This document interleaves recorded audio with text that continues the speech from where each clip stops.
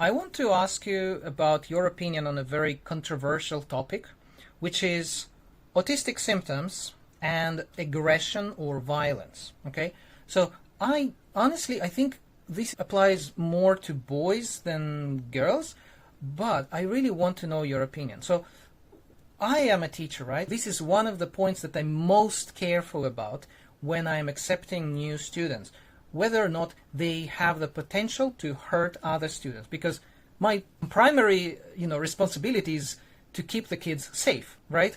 If I teach well, but if I can't keep kids safe, what's the point?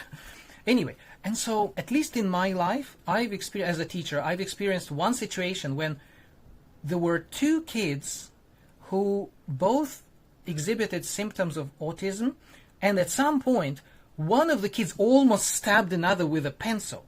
And so it happened only once, but I still remember it. It was a very stressful situation for me. And why it happened is because I think both those kids did not know how to manage their impulses and their emotions and stuff like that. And in my personal life, I struggled with controlling my emotions and my impulses too. And especially it's very hard for me. I'm not very easy to get angry, but when I do get angry, that's very hard for me to stop. I mean, now it's much easier because I can manage, I know many techniques.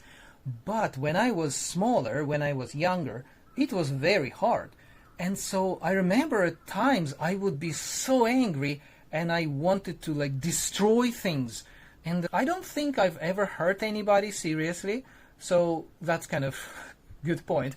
And also I have this weird feeling of injustice. So I remember one time I was walking from my school and I saw two boys bullying another boy, younger boy. So I can't even describe it. It looked like the difference of age was at least 1 year old. So let's say boys of, I don't know, 7-year-old boys, two 7-year-old boys were bullying one 6-year-old boy.